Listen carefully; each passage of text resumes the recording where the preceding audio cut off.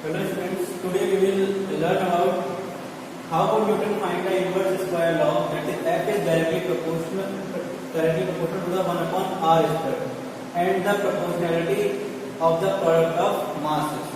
It means how Newton was able to find out it. Okay, so it was generally based on the Kepler's third law, but before that we need to know some basic concept which was related to your first chapter. Okay, so whenever an object moves in a circular path, suppose here is an object and we are denoting it as moon.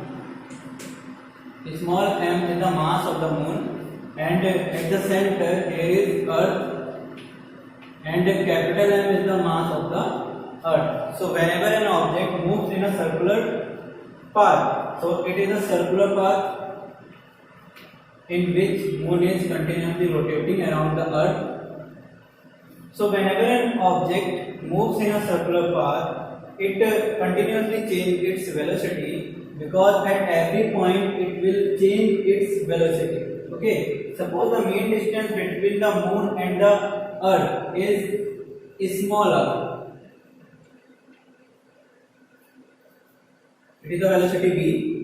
So whenever an object moves in a circular path, it continuously changes its velocity at every point of the circular path. Due to change in velocity, it feels an acceleration in its own, because the change in velocity is known as the change in velocity per unit time is known as acceleration. But that acceleration is directed towards the center of the earth. So acceleration will be directed towards the center of the earth. In this whole process, the moon feels a kind of force which is known as centripetal force.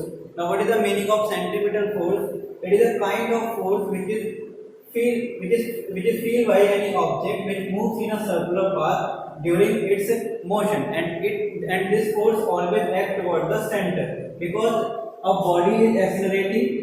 Here is the acceleration, so force will always act towards the acceleration. So here it also feels the force, that is F, towards the center. So as you can see, whenever an object moves in the circular path, it always feels a force towards the center of that circular path, and that force is known as the centripetal force. And the acceleration which it feels due to the change in velocity, it is known as centripetal acceleration.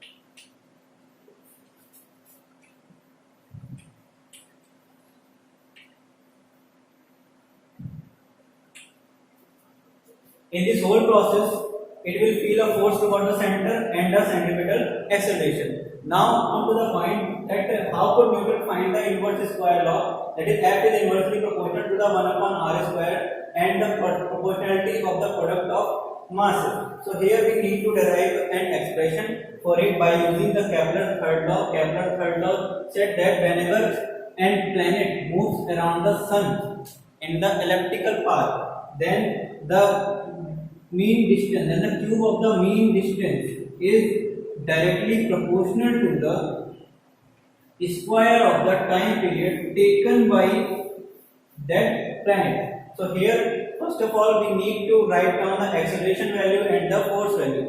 Whenever an object moves in a circular path, then it feels a centripetal acceleration,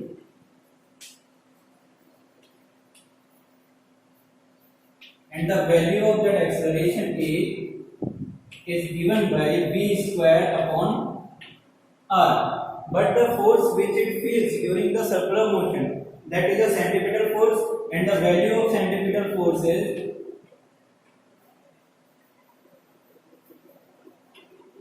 we know that by Newton's second law, force is equal to mass into acceleration. So in this case, mass of the moon is m, and acceleration we have already written here, mv square upon r. It is the force which it feels during the circular motion. Okay, F equal to mv square upon r. But here it also feels a kind of velocity, which is velocity that is changing continuously, velocity v is equals to, we know that displacement upon time, velocity is equal to displacement upon time or the distance upon time. We can write it as distance upon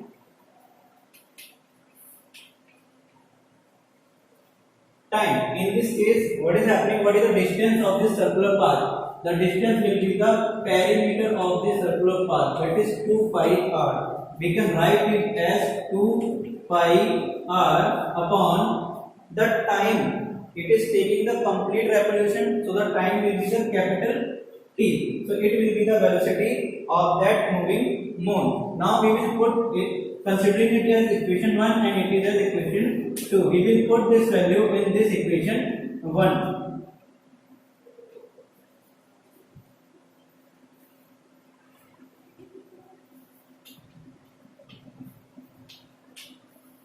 In equation 1, F equal to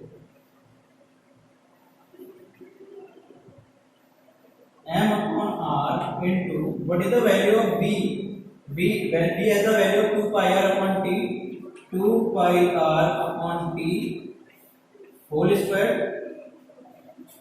We can solve it further also. F equal to m into 4 pi square r square upon t square. Here is r, this one r, we can cancel out it. Here will be only left the 1 r, which can be written as F equal to m 4 pi square r upon t square. We know that by Kepler's third law, that whenever a planet moves around the circular path, the mean distance of that planet, then the cube of the mean distance of that planet is directly proportional to the square of the time period taken by that planet in elliptical path. We are considering here a circular path for the better understanding. So here r cube is directly proportional to t square. We can also write it as t square is directly proportional to r cube. Whenever we remove a proportionality sign, here comes a constant, that is k r cube. We can write it as, here k is the proportionality constant. Okay, constant means it does not change its value in any case. Okay, so we can put here the value of t square in this equation. F equal to m 4 pi square r upon k r cube. Now we can again cut the r by this r, and we can rearrange it. Here you can see 4 pi square upon this value k, and we can write m separate and upon r square. Here look at this value. Pi is a constant, its value never changes, that is 22 upon 7. And k, we have already seen that the k is also a proportionality constant, then the value of this term will also not change. And here 4 is also a constant. It means this whole term is a constant. So whenever we remove a proportionality sign, we find a constant. So whenever we remove a constant, we will put a proportionality sign again. So here we can easily know that we will put here f. I am removing this constant term, okay? Then f will be directly proportional to m upon r square. Here we can see the force is directly proportional to the mass of the moon. But if it is proportional to the mass of the moon, then definitely it will also need to be proportional to the mass of the earth also. We can write it as f is proportional to the m into m upon r square. Here we can see that there are two different quantities we have found, which were using by the Newton in his universal law of gravitation. We can write it separately also, that is f is directly proportional to m into small m on f is directly proportional to 1 upon r square. So from the Kepler third law, Newton was able to find out that whenever a planet or an object moves around another object, and whenever two objects are very close to each other and far away to each other, in that particular case, the force between these two objects depends upon the distance between these two objects.